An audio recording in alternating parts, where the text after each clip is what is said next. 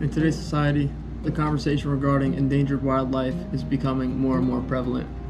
Along with this, zoos and other forms of animal captivity are under public scrutiny, especially after the release of the Netflix documentary, The Tiger King. It is said that of the 825 zoos worldwide, 15,000 different species of animals are housed within these locations, which may seem like a lot. However, many of the species on these lists are either endangered or at risk.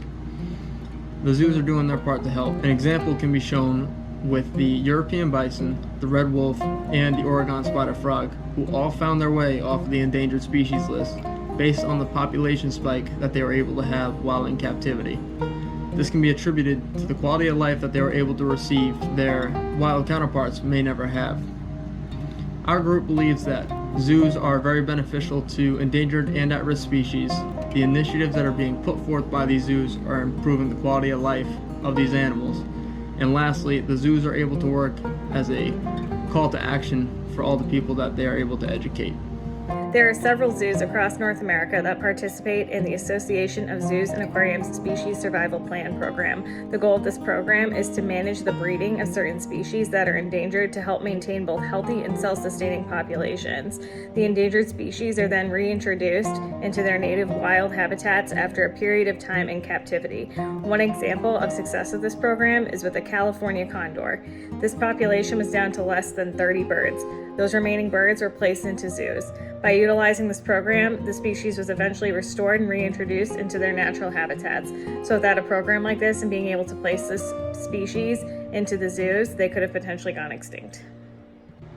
Many people are against zoos because of their history.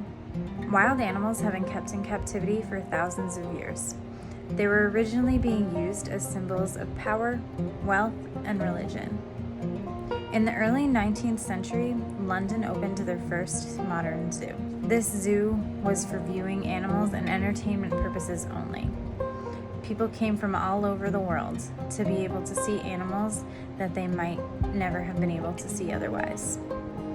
Fast forward to the mid-20th century, where zoos have realized that they have a greater purpose. Habitats were being destroyed, and those animals were going with it.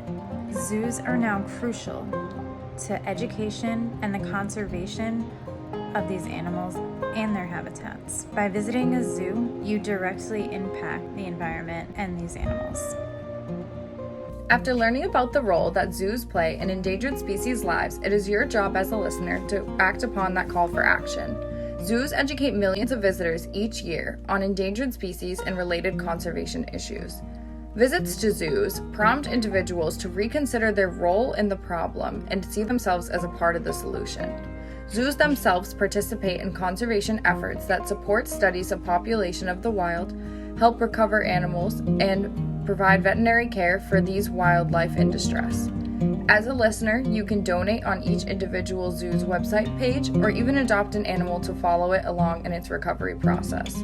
It is important to know the role of zoos and understand it is possible to bring some of these species back into their natural habitats.